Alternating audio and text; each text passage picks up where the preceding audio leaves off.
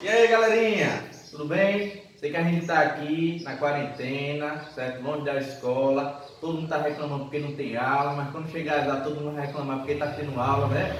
Mas pra gente não ficar assim, um tempo ocioso sem fazer nada, só dormindo, comendo, dormindo, acorda pra comer, come pra dormir, certo? As séries acabam um dia, então a gente vai começar agora a revisar os conteúdos que a gente já estava estudando na escola, certo? Para quando a gente voltar dessa quarentena, a gente não esquecer de tudo.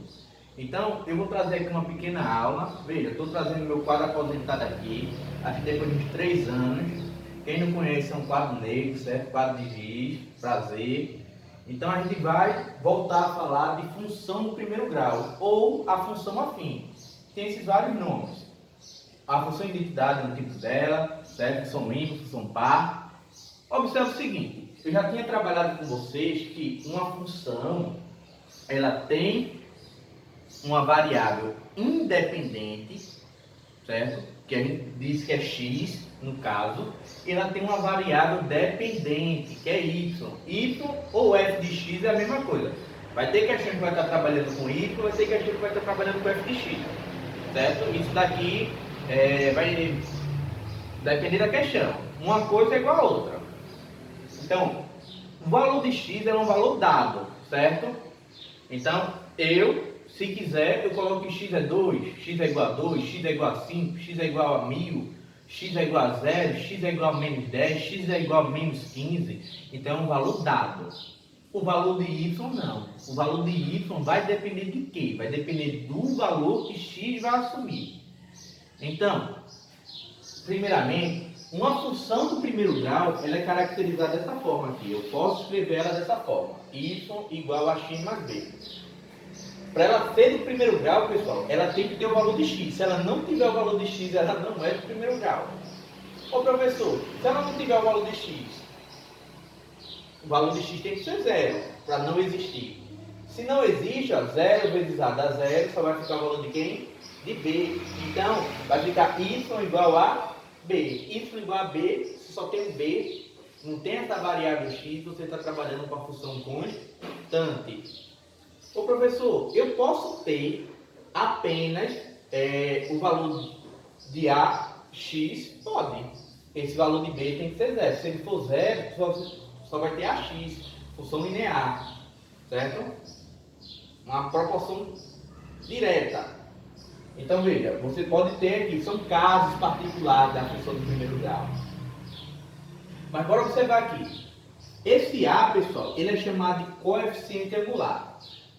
No próximo vídeo eu vou trabalhar construção de gráficos a partir de uma função. Então, quando trabalhar um gráfico, você vai ver que esse A, ele é através de relações trigonométricas, certo? Sendo cosseno tangente, usando as relações métricas, teorema de Pitágoras, a gente pode determinar que esse A é justamente a inclinação. No terceiro ano, vocês vão estudar a equação da reta e vocês estudam realmente o porquê disso, quando a gente trabalha a equação da reta entre dois pontos. O valor de B nada mais é do que o coeficiente angular, linear, desculpa. Quando eu estou trabalhando meu gráfico, certo? Esse valor aqui, o de B, é justamente o valor que está no eixo de Y, certo? No eixo das ordenadas, na qual a reta passa sobre ela. Então, se eu puder desenhar um gráfico aqui bonitinho, ó. X, eixo das abscissas, e Y, eixo das ordenadas. Vou trabalhar com esse gráfico aqui, ó.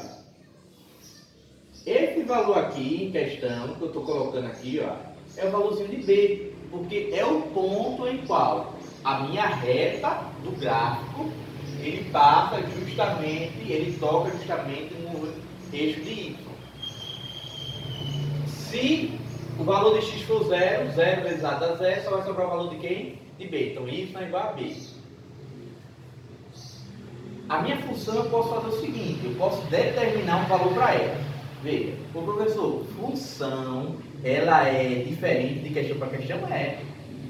Certo? A função não é igual. Então, eu posso trabalhar uma função de um jeito e eu colocar na prova uma questão de outro tipo, mudando só o número. Mas a forma de resolver é a mesma, ela não muda. Então vocês têm que ter isso na mente de vocês. Eu posso trabalhar com qualquer tipo de função, qualquer escrita dela, certo?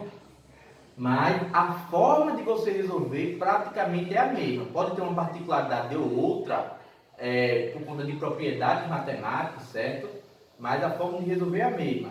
Observe o seguinte, eu estou dizendo aqui, ó, dada a função f de x igual a 3x menos 6, eu quero que você determine seu valor quando o valor de x foi igual a 4, x foi igual a 0 e x foi igual a menos 5. Beleza. O que a gente vai fazer? A gente vai pegar a função ali, ó, f de x igual a 3x menos 6. O que é que eu vou fazer agora? Onde tem o valor de x, eu vou botar quem? 4. Então vai ficar f de 4, e aqui vai ficar 3 vezes 4 menos 6. O que é que eu vou resolver aqui? Quanto é 3 vezes 4? 12, certo? E depois menos 6. F de 4, 12 menos 6 dá quanto? 6. Acabou. Já fiz a determinação do meu primeiro valor. Então, bora lá. Se eu quisesse fazer a letra B, eu pegaria a mesma função. Veja, pessoal, eu não preciso estar repetindo a função toda vez. Eu já posso ir substituindo o valor de x nela diretamente. Eu não preciso estar toda vez escrevendo. Se eu sei que o valor de x agora na letra B ele tem que ser igual a 0, então eu vou substituir o x pelo 0. Então vai ficar f de 0. Vai ficar 3 vezes 0 menos 6. 3 vezes 0 dá quanto? 0. 0 menos 6 vai dar o quê? Menos 6. Então f de 0 é igual a menos 6. Esse menos 6 nessa questão é justamente quem? Meu coeficiente linear. Está entendendo? Se eu desenhar o gráfico dessa função aqui, na próxima aula eu vou fazer isso, vocês vão perceber que o menos 6 é o coeficiente linear. A letra C, certo? Eu quero que você determine o valor da função quando o valor de x for menos 6, menos 5. Então, ó, onde tem x, eu vou botar menos 5. Vai ficar 3 vezes menos 5, menos 6. Então, 3 vezes menos 5, menos 15, né? Jogo sinal. Mais o menos dá menos. 3 vezes 5, 15. Menos 6. Agora lá. Uma coisa, porque todo mundo acha que função é difícil, professor. Não, função não é difícil, função é fácil, não é na chupeta. Minha bisavó, que é surda, muda com a cega, num instante faz isso, faz até de olho fechado. Mas observe aqui, ó, onde é que eu posso errar? No jogo de sinais aqui. Que operação você está tendo aqui? Uma subtração. São dois números negativos. Então, a ideia é o seguinte: sinais iguais, soma-se os valores e repete o mesmo sinal. Então, 15 com 6 dá 21. Então, o resultado é menos 21. Então, dá para observar aqui, ó, eu consigo determinar valores diferentes, porque eu estou trabalhando com valores de x diferentes também, ó. Então, quando x for igual a 4, o valor da função é 6. Quando x for igual a 0, o valor é menos 6. E quando x é igual a menos 5, o valor é menos 21. Então, a gente já aprendeu antes aquela função bijetora, injetora, sobrejetora. A gente viu quando uma função realmente é uma função, uma sentença realmente é uma função, né? Digamos assim. A gente percebeu isso. Quando é que eu posso dizer que aquela relação é uma função? Porque para um valor de x, eu vou ter um valor de y apenas, exclusivo, certo? Então aqui eu estou vendo que são valores diferentes. Ô professor, se o senhor tivesse colocado um exemplo, x igual a 0, poderia dar 6 aqui? Olha, para dar 6 até que poderia, mas a função deveria ser uma função constante, né? Que a função constante, independentemente do valor de x que você coloca, independentemente do valor de x que você coloca, o valor de y é o mesmo. Mas aqui não, aqui tem que estar diferente, certo? Porque não é uma função constante. Então, se você fez esses dois casos deu o mesmo valor, aí não, tem alguma coisa errada, eu errei em algo, certo?